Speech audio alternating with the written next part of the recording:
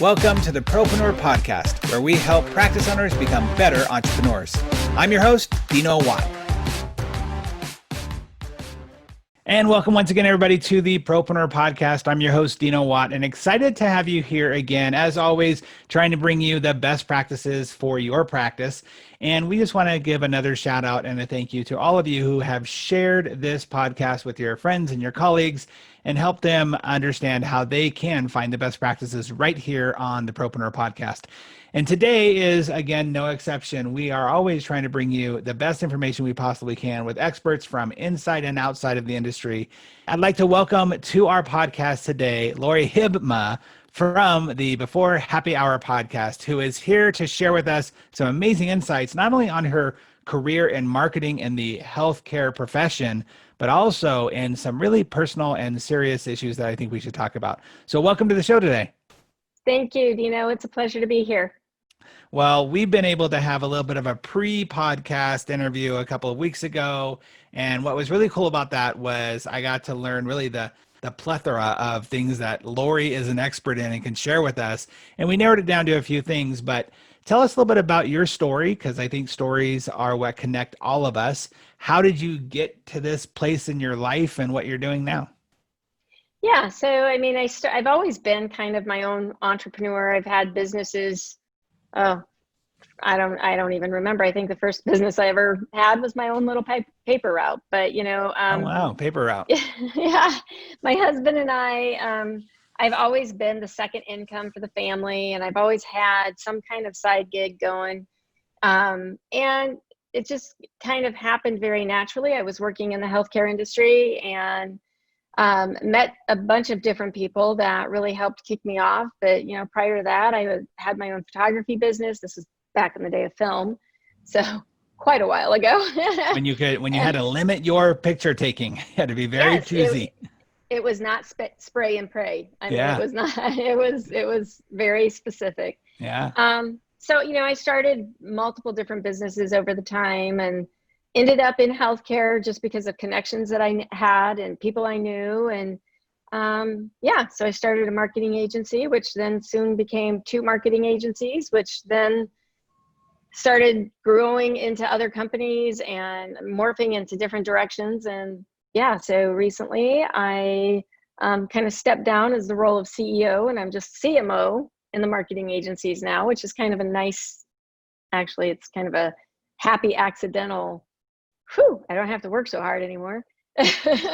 So that's been really nice. But yeah, I have a lot going on. We started our podcasting radio, Before Happy Hour radio, and work with a lot of different company owners, a lot of different business coaches, CEOs, talking about the different aspects of what happens before happy hour can take place, right? But what do you got to do before you can do happy hour? Yeah, I think that's a really interesting concept that I wanted to touch on too, because when we talked about that before, about this idea of, that's what everybody's trying to get to, is that happy hour moment, right?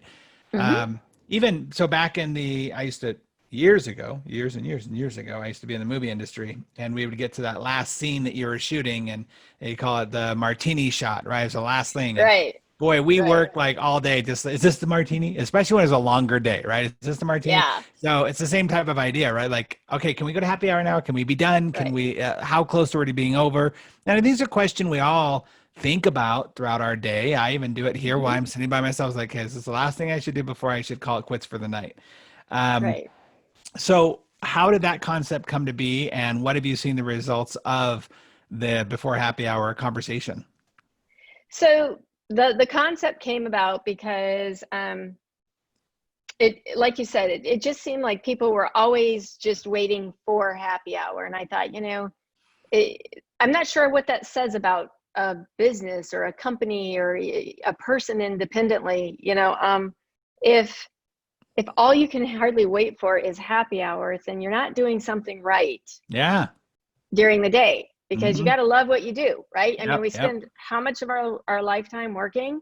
Yeah. So for me, it was, you have to have so it's before happy hour, but the tagline is actually living every hour like it's happy hour. Okay. So how do you turn what you do before happy hour can start into something you love. And that's kind of the idea behind it. And it's kind of grown and morphed in its own direction. We're working with a lot of our guests on the Before Happy Hour podcast are coming from a place of they're industry experts. So maybe they're in finance, or they're in coaching, or they're in remote learning, remote work. Some of them are physicians, some of them are practice managers, some of them are dentists, orthodontists. So it's kind of turned into a lot of different things, but the whole path forward for this is, okay, so how do you constantly address the things that have to be done every day before you can have happy hour? And what does that look like? Depending on the industry you're in, it's going to look really different, right? It looks a lot different right now for dentists and anybody in the healthcare industry, than it does anybody else. So yeah, so it's been an extremely fun. It's just been extremely fun. That's about the way to say it. I like that concept a lot, because you can hear team members and people who talk about, like, as they walk in with their morning coffee, already thinking about 5 o'clock, right? And I know there's probably some professionals out there that do the same thing, where it's like, oh my gosh, when is this day going to end?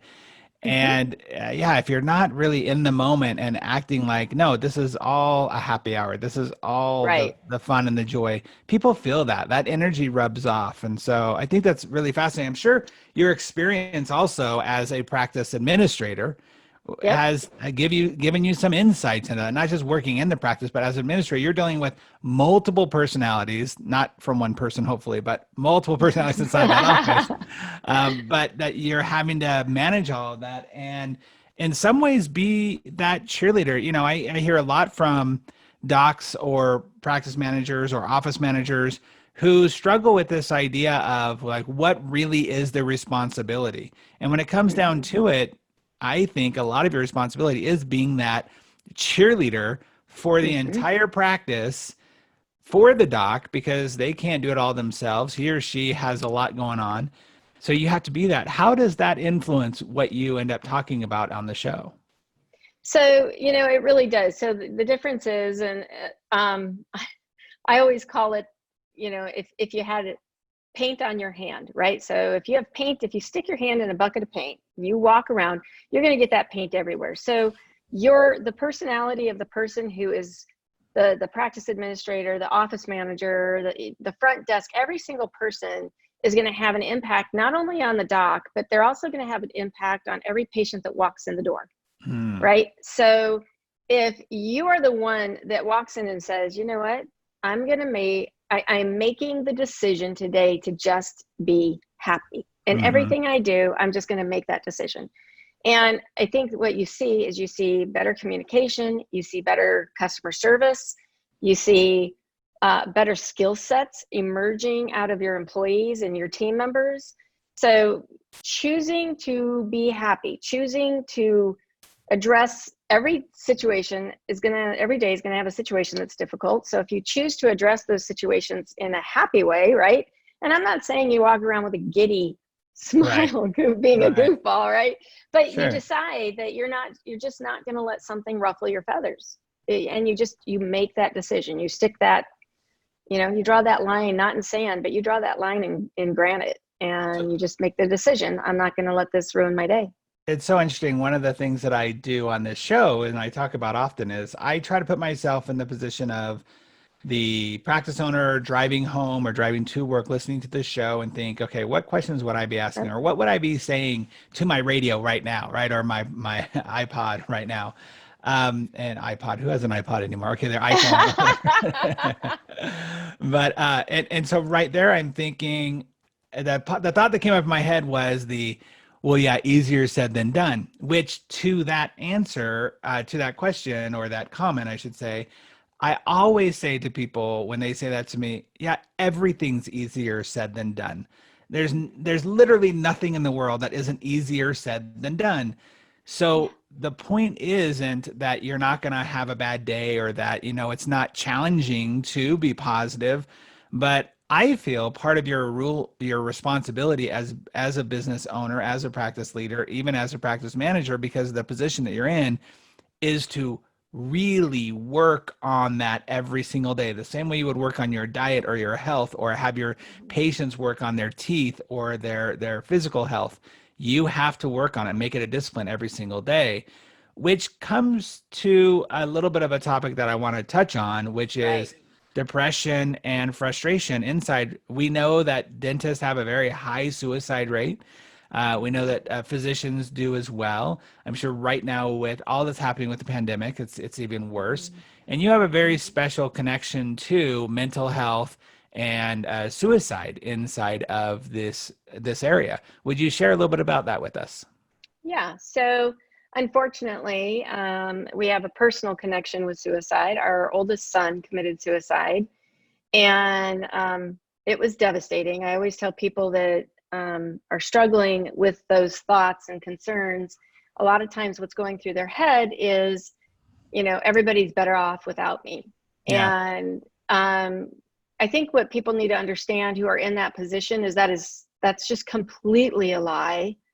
Um, but what I always tell people, I said, when somebody commits suicide, it's almost like they have a bomb strapped to their chest. And anybody who's in that radius near them, when they die, that bomb explodes and impacts everybody just so negatively. Yeah. So suicide is, I think the thing that we have to remember is that you don't always know, right? You Mhm. don't always know when somebody's in trouble.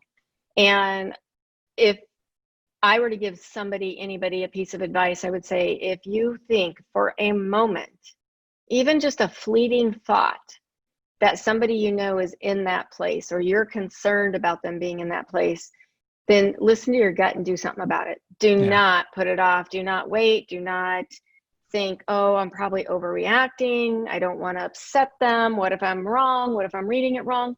Be bold enough to speak up and talk to that person. And if you still feel that way after talking to them, then you need to reach out to the authorities. It's just critical. You just can't you can't ignore those signs and those symptoms. And mental health is a huge part of that. Our son was Hmm. an Iraqi veteran, Hmm. so PTSD and a number of other things. And unfortunately, it just wasn't caught in time. Quite frankly, it wasn't something that was brought to our attention until it was basically too late.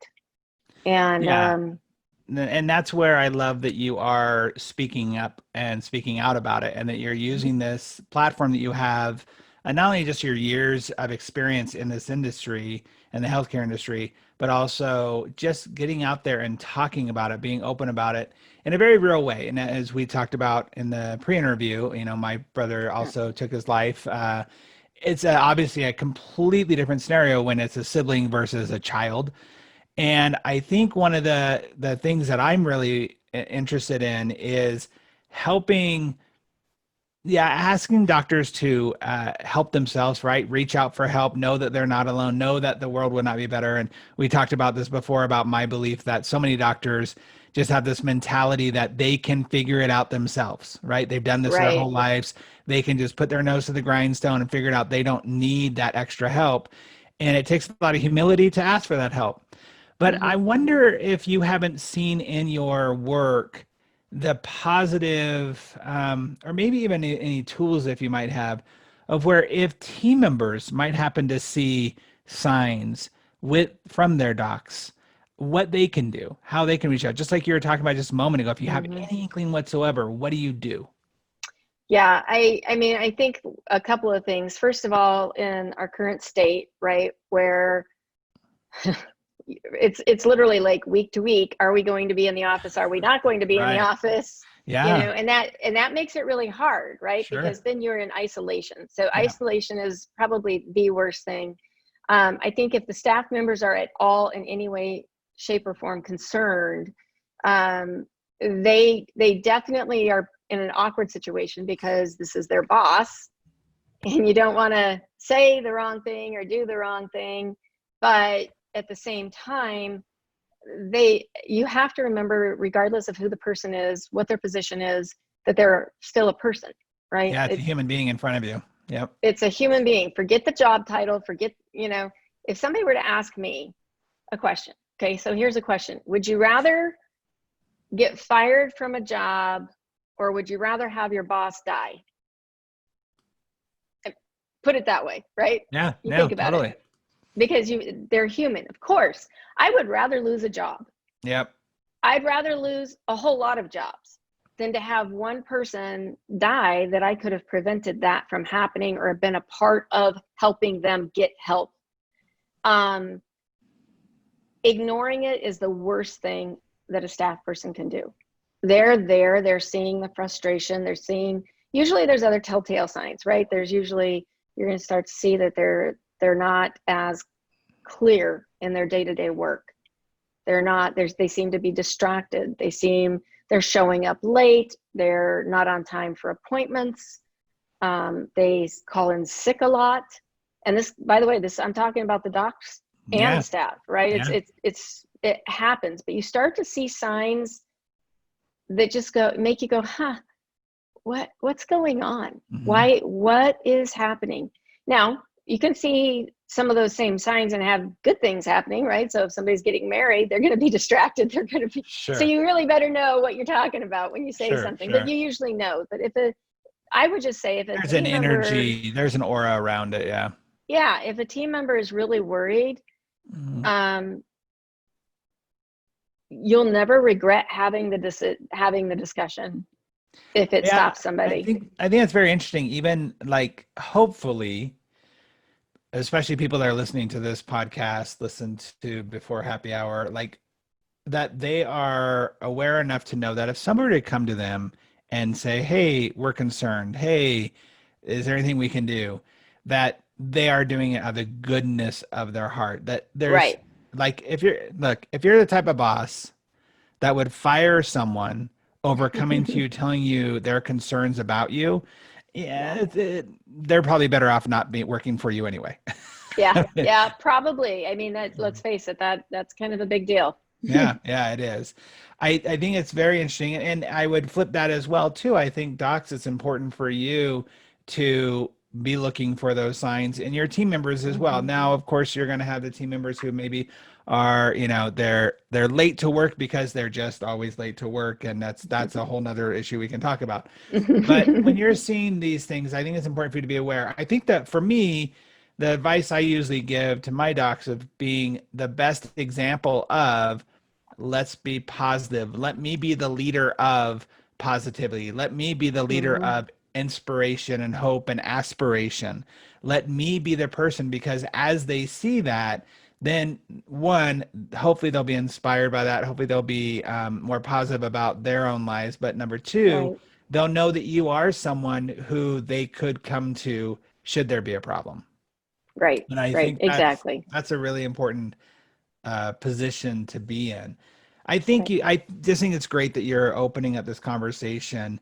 Has there been any examples that you can share with us of you opening this conversation with people and it being helpful? Yeah. So it hasn't been that long ago, but I was at a conference and I had a gal walk up to me. I was speaking at this conference and I had a gal walk up to me and she said, thank you for sharing your story. I really appreciate it. I have a question for you. She said, I have a daughter and she's been fighting illness her whole life. This little girl, she's not little anymore. I mean, she's 20 now, but this girl had been fighting illness her entire life. And she just said, she goes, my daughter is so depressed. I'm really worried, but I'm afraid that if I say something or force her to go see yet another doctor, that I'm going to make the situation worse. And I just very carefully listened to her and I said, okay. I said, so how can you make the situation worse? Really identify that. Doing nothing will make the situation worse. Yeah. 100%. Right. So the idea that, oh my gosh, if I say something or if I act a different way, or if I'm just too scared to bring up the topic of suicide, it's amazing. That's still such a faux pas people don't want to talk about it. They don't want to think about it. So, but I just told her, I said, can you just do me a favor? I said, I'll stand here right now with you. She was, we were actually in her home state. She was just about an hour from where she lived. And I said, why don't you pick up the phone? I'll stand here right with you. I said, and call your daughter and just tell her what your concern is. Wow. And she said, right now. And I said, yes, right now. I said, because you never wait in these instances. 1 hour can be all it takes, 5 minutes, honestly, 5 minutes. And so she did, and she called her daughter. And it was one of those things where her daughter said, I'm not in a place right now, this minute, where I'm going to hurt myself, but I've definitely been thinking about it. Wow. And she got off the phone. She goes, now what do I do? I said, you get in your car, you go pick up your daughter, and you go get help right now. Yep. And like, if somebody says, I've been thinking about hurting myself, if you ask them, there's a key phrase you have to ask them. And that phrase is, do you have a plan? How would you hurt yourself? Right? If they've thought that part out, they're very close to actually succeeding. So if somebody says, if I say to somebody, have you thought about hurting yourself? They say, yes. I say, tell me how you would do that. And they can actually give you a detailed explanation. Right away, you have to be worried. I mean, they've already thought that out. They're already making the plan. And the unfortunate piece of suicide is once somebody starts making that plan, the amount of intervention that has to happen is usually pretty drastic to reverse that. Wow. It's they're not determined. They've made up their mind. Yeah. And a lot of times it's kind of weird because I've seen people who were extremely depressed and they've decided to go down that road and they've made the plan and all of a sudden they're not depressed anymore. They're happy. Yeah. They actually feel like there's a relief. Totally heard of this. Yeah. Yep. A relief coming towards them. And it's never the case. But in their mind, it's like, well, I've made up my mind. I know what I'm going to do, and I'm not going to feel this pain. Yeah, they're only going down that road because they're hurting. Yeah, and I've heard stories of people who were, according to friends and family, were in a good place, right? Like they came over and we talked about, whatever, or that they have come to that moment in their life mentally where they're like, okay, they're not struggling anymore. The decision's been made. Let me ask you this, and I want to get to some other things, but I also, you made me think of this. I have a personal belief that there's obviously good and bad with the internet. There's obviously good and bad with social media. Especially nowadays, we're seeing it like you can't put opinion out there without being demonized by one side or the other, right? I love purple pancakes. Purple pancakes are the worst things in the world. I can't believe you would think that, how racist or whatever, right? But I do think that there has become, when I look at how I grew up, I'm 47 years old. I remember one time somebody asking me about killing myself, and I was on a school bus and thinking, oh yeah, that's pretty weird. No, I've never really thought about that, but it wasn't a very common topic, and it wasn't almost romanticized and almost, for lack of a better word, promoted as an option in my life. In my life, the option was just, get to work, talk to people about things, be willing to, look at things in a different manner, because that wasn't an option. And now it seems to be more and more of an option because we're hearing about it more. How much of that common conversation do you think attributes to people getting it that more into their thoughts? I think first of all, I think social media is, if somebody is depressed, the worst thing they can do is be on social media. I am a firm believer. Like, what a rabbit hole of depression. Yeah. If you're struggling with depression, just stop social media. Stop watching the news, for crying out loud. Yeah. You can stay informed. You can ask people around you what's going on and stay informed that way. Yeah. But if every time you're around somebody, they're talking about some kind of doom and gloom or something like that, then first of all, that's just bad. You Right. need to surround yourself with people who are positive and have a healthy outlook on life, regardless of the situations they're in. Yep. But I think between social media and social isolation, the amount of contributing factors is exponential right now. 100%. Social isolation, if you're not going to work, if you're not seeing people, if your team's not in the office and they're on unemployment and they're not making as much money as they used to, maybe their spouse or significant other isn't working either. So you've got economic issues, you've got depression, you've got isolation. And then you get on social media and you see happy faces and everybody's doing all this wonderful stuff. And guess what? That's not true. It's just not true. Yeah. People only post the best, and sometimes what they post isn't even true, right? We used to say, if it's on TV, you believe it, right? Yep. Well, no, you don't. And if it's on the internet, true. you don't. Yep. So you really have to be able to self-regulate, I think, is a good way of putting it. Yeah. But yeah, social media is, in my opinion, it's one of the worst things we've ever done. Suicide has been glamorized. It's been shown as a potential out, right? We used to just have to, it was like, no, it's not an out. I think a lot of people believe that if you struggle with any type of mental illness or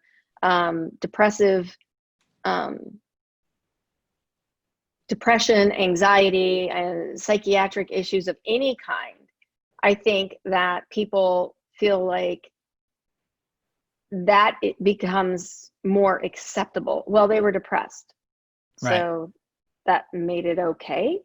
No, that has nothing to do with it. Right. If there's substance abuse or alcoholism, that's another huge warning sign. Yeah. Somebody's depressed and they're dealing with it with alcohol and drugs.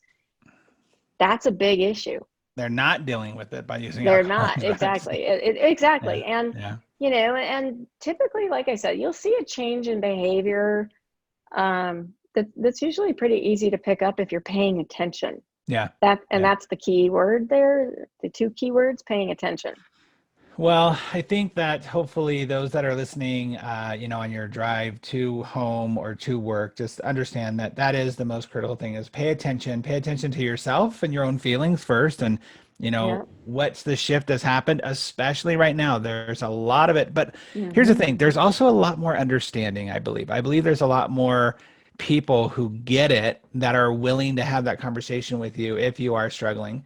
And then pay attention to what's going on in your home as well as in your office, your second home.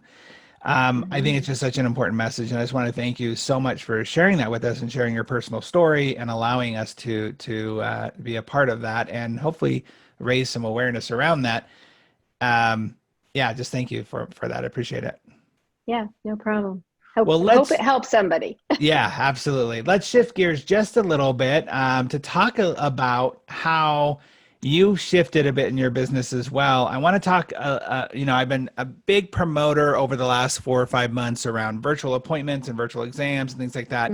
And you've actually created a company that helps people really train their team members on a higher level, whether they're in the office or not.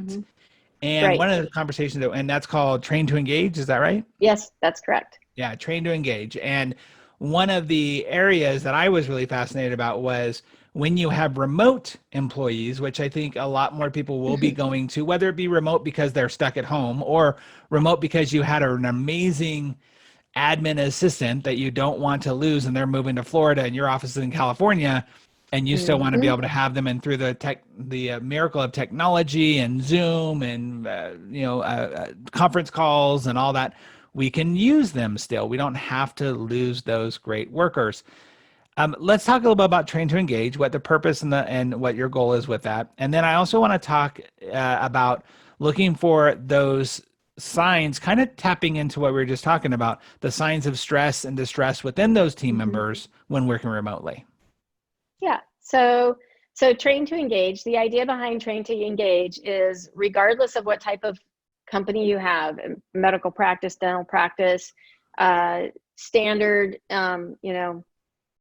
B2B relationship, B2C relationship, brick and mortar, it doesn't matter. But regardless, you're going to have to figure out with our current, the way times are changing, and I don't see that reversing a lot.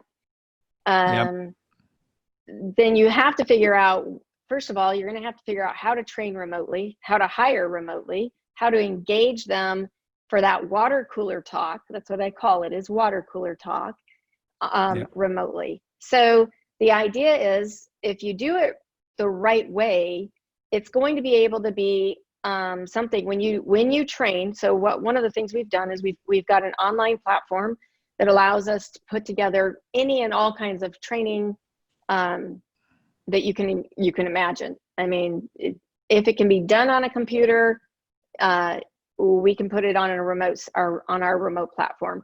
So the nice thing about that is it gives you the ability then to engage with people in a deeper sense. So rather than saying, oh, hey, here, read this manual, or here's our SOPs, right? This is what you're going to do. Then it's, no, let's get on this platform. They're watching personalized videos. They're not watching some cartoonish thing that was created that doesn't reflect a real person. Right. They're watching videos that are created by the people they would be working with in the office. So whether they're there or not, it's useful. They're using the same materials. They're looking at the same computer screens. It's all, the only way I can explain it, Dino, is if you were sitting next to me and I was training you on the computer, it should have that same feel that you would get with me sitting next to you. And if you do it correctly and you engage them in the water cooler talk that's necessary, and you engage them in other activities, and even remotely you can do that, right? You can all sit down and still eat an ice cream cone together. Right. Right. So, but you have to figure those things out, and you have to figure out, okay, so what's going to talk to my people? What's going to happen?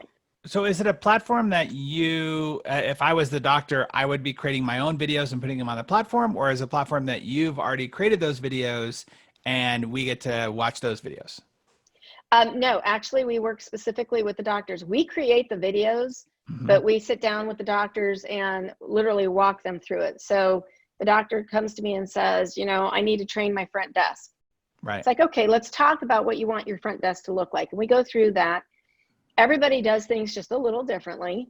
So what happens is as we get through that process and we've interviewed the doctor, once a week we meet with them as we're developing all the content. At a certain point, we're going to be like, okay, we've developed all of your written content, we've developed all your videos, and the video is literally going to be like this, right? It would be sitting in front of them, or they can shoot it themselves in their office if they would prefer, and send it to us, and we edit, do all the post editing and everything like that, and make sure it's the right way. And then we put it all together. And then this system that we've got is with Train to Engage, basically allows somebody to log into it.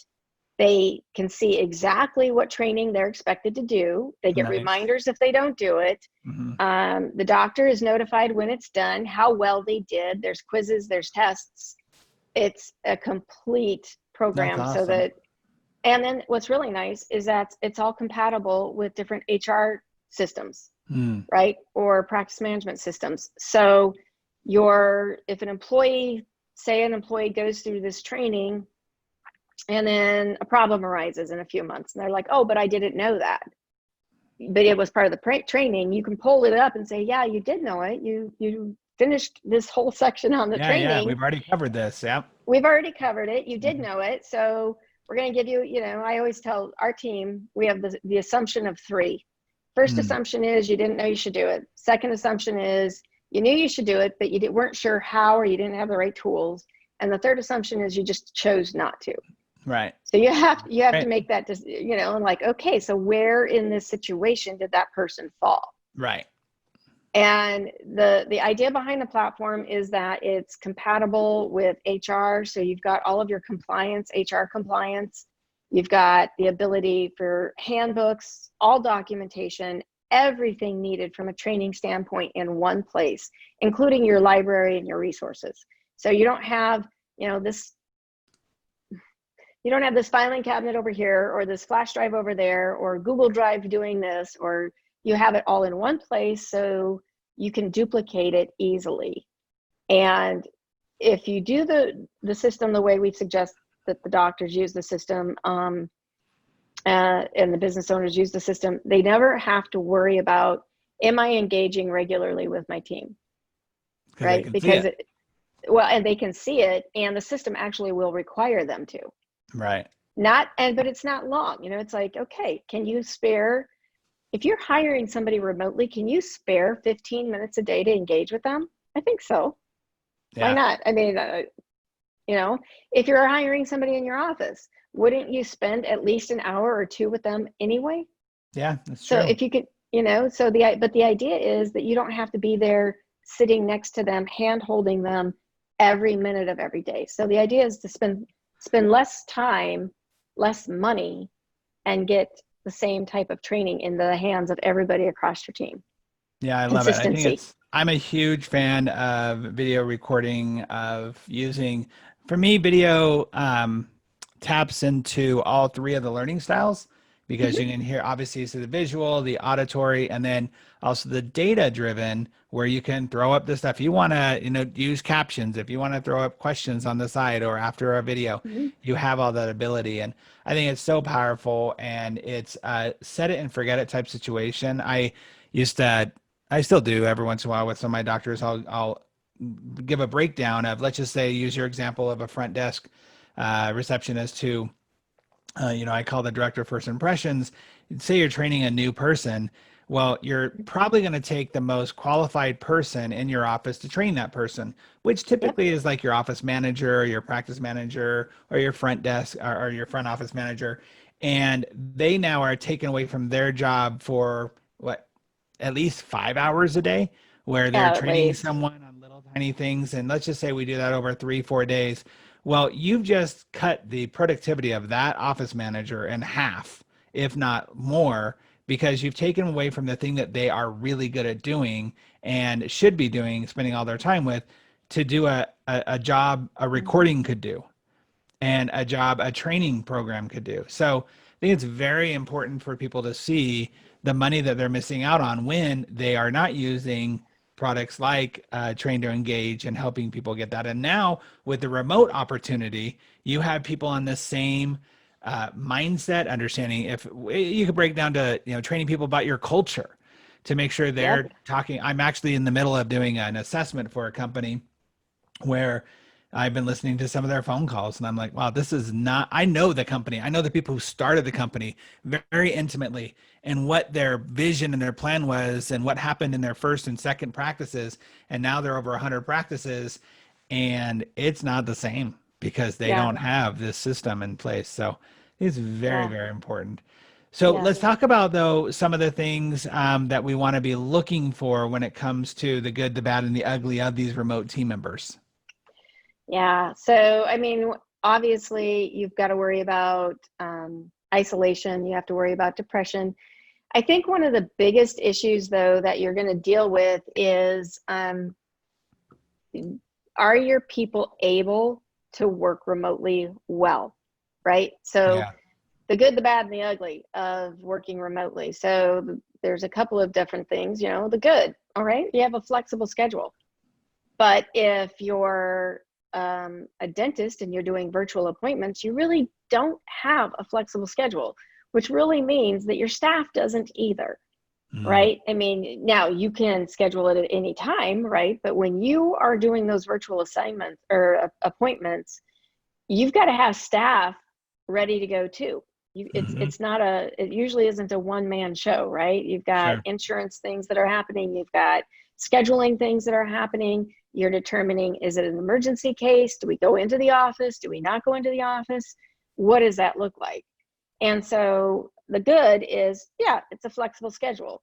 The bad is it's a flexible schedule. And the ugly is the flexible schedule causing a work-related problem. In other words, just because it's a flexible schedule, some people really have a hard time being disciplined to sit down into a schedule when they're at home.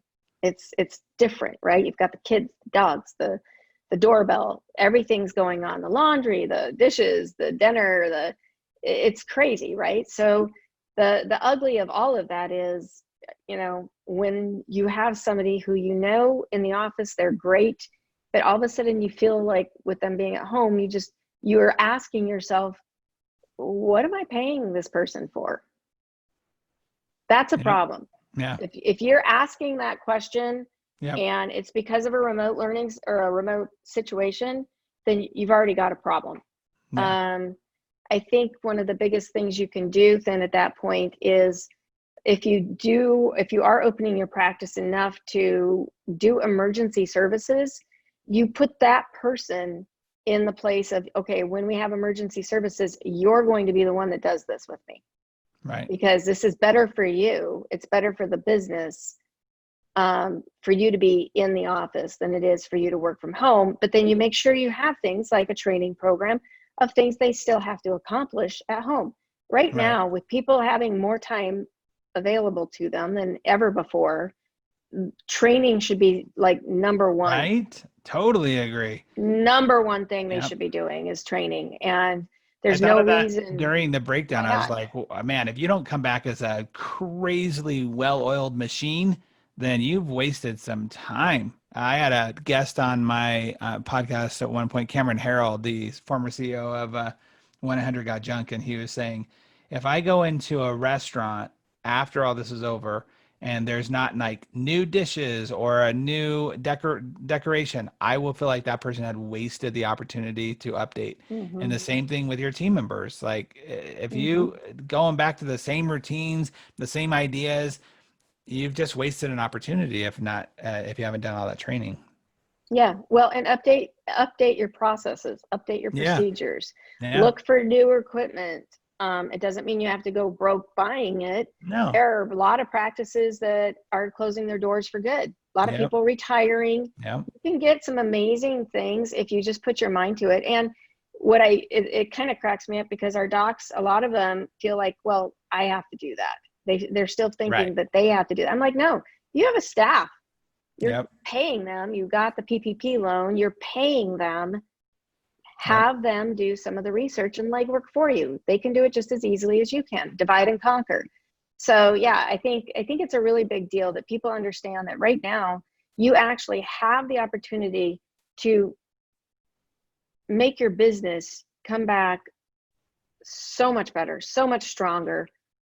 SOPs can be put in place. Go paint the Yep. office if you need to. When was the Yeah. last time you painted the office? Yeah. When was Totally the agree. last time you had the rug shampooed? Yep. Yeah. No, it's very true. It's very true. Yeah, Well, goodness, man, we've covered a lot of ground on this episode. I'm so excited about what we've been able to share. We've come to a place in our show where we ask our 6 questions that we ask everybody. It's a rapid fire situation where I just ask a question, you give me the first answer pops to your head. Are you willing to play? sure. Let's go. Awesome. What do you see is the most expensive thing that private practice owners are missing in their practice? Communication, Oh, for which sure. leads to customer service, which leads to staffing. Nice. Very good. What is a book that you believe every private practice owner should be reading? The 5 dysfunctions of a team. Great book. Great Yeah. book. And told in a great analogy, or allegory, I should say. So it's easy to cultivate the lessons through it. It is. It's a great book, and it really applies. If you read it, it's crazy how much it applies right now. I just reread it again. Yep. I love conflict, right? Like not being afraid of conflict. It's like, okay, guys, and so many people are. Yeah, it's great. Okay, in my book, The Practice RX, I focus on team culture and team performance as the foundation for business growth. What do you see as the biggest challenge that private practice owners are facing with their teams and their office culture? Right now, it's all about communication. It Mm, just is. yeah. With everything being remote or not being in the office as much, communication breakdown. We're just seeing it left and right. People are scared, so they don't communicate. They're fearful of reprisal if they do communicate. They don't want to feel stupid. The doctors have all these thoughts going through their heads, and they're not sharing them with their team. So their Yep. team then feels left out in the cold. So communication, And their team communication, has all thoughts communication. going through their head too, and they're not communicating. It's like this Yeah. jumble of like not good. Yeah. Yeah. So true. It's right now. I think that is, it's the number one. Before our current situations and stuff, I would have said it would have been customer service, Mm. but now I 100% believe it's communication. I teach a process called the state of the practice address, where I say you really need to go in and talk about all the things that are going on, even the breakdown of finances. Hmm. You're not going to go very specific, obviously what everybody's Right. making, but you talk about, look, this is how much we, pay in overhead, and this is how much our insurance costs. And as like, so you give them a breakdown, number one, to teach them business, which I think is very important Right. as a business owner, so they have some empathy of what you're going through. But number two, to help them understand that there is this is that it doesn't just, their paychecks just don't come, out of nowhere, and that Yeah. they will have a little more empathy. And I also think when you are struggling and you show that, hey, we're a negative $50,000 this last month or whatever, or a year or whatever, Hmm. that they then, because they're part of a team, want to help you succeed more. And Yep. if I you've hired agree. correctly, it actually will be a positive thing. So yeah, I totally agree with you. I'm Yeah. sorry, got off on a tangent there. Well, we talked about earlier, but I want to make sure that we give a couple of different ways. How can listeners reach out to you? The best way to reach out to us is to go to the website. It's b4happyhour.com. It's the letter B, the number 4, happyhour.com. That's the Got it. easiest way. Even if you're just asking questions about something they heard on the show, or they want Yeah, some help finding a resource, if they go through that, that is answered by a whole team of people. It's constantly getting monitored, especially because we do talk about suicide on a regular basis. nice. So it's something that we are constantly aware of and monitoring those emails. That's the best way to get a hold of us. Otherwise, check me out on LinkedIn.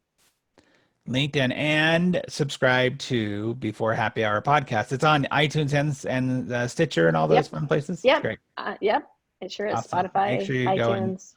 go Yeah. and subscribe, get those notifications when new shows come up. Okay, number 5, what is the best advice that you've ever received in life or business? Oh, never lose sight of your priorities. And then every day, do at least one thing every day that impacts your top 3 priorities. Then you'll always know if you have your priorities set up right. Oh, that's very good. That makes sense. It makes sense, right? One thing that Yeah. impacts the top 3, then if those top 3 should be the top 3. Right. And if you can't do it, then you have to readjust your priorities. Yeah, got it. Yeah. All right. What's the best resource or tool that you believe every private practice owner should be using to grow their practice? Well, it has to start with the doctor. Mm, So there's a tool I was taught, years ago, about 5 years ago. And basically it goes with your priority list. So every practice owner should take a piece of paper, and you have to do it in paper. Don't do it in a computer. It's mhm. just a lot more impactful if you write it down. Yep. Divide into 3 columns. First column is write down everything you like to do or want to do in your business. Second column is write down everything you and only you can do in your practice. The third column is write down what you can have others do for you. So go through your day, make a list of everything you do, and then divide that list into those thirds. Then basically what you do is you take that list and you actually start with the third column, the things you can take off your plate. And then you start evaluating, do I have all the SOPs in process for that? Do I have my processes in place? Do I have training set up for those things? And then you take them off your plate, and you make sure that those are dispersed appropriately. You always make sure you have more than one person that has the keys to the kingdom. So you have to know it. The practice owner needs to know it. The office manager should know it, and one other person on staff should know it. You always have to have your bench strength in place. Then once you get the third column officially done, you go to the second column, and those are the things that you think you and only you can do, and you remove a bunch of them to the third column again. Wow, nice. I love it. Yeah. So you intentionally teach your team and those around you to be more involved in a more intricate part of the practice. The power of delegation. Yep. And it's all about training. It really Yeah. is. I mean, if there's a bunch of stuff in that second column that you and only you can do, I would challenge that for any business owner. You have to challenge that. And then the first column are the things you like to do. And as you're doing this, some of those things are going to come out of that column, because you're going to be like, well, I don't really like to do that. I just feel like I am the only one that has to. So you're going to start evaluating, and then you're going to find out if you have the practice you want. Yeah. Well, tons and tons of great information. Thank you so much, Lori, for being here and for sharing your wisdom with us. I know that many people were driving to work or to home, and hopefully they even had to pull over to write some notes. I think it was really, really valuable. Thank you for sharing the experience, your years of experience in the industry, but also your experience in life. I really, really appreciate it. Absolutely. Thank you for having me. 100%. Well, everyone, thanks again for being here and being a part of our crowd, our tribe, if you will, of the Propreneur Podcast. It really means so much for us to have you here and to be coming back every single week to learn more from our amazing guests. Remember, our goal here is always to help you be more proactive, productive, and profitable in all areas of your life.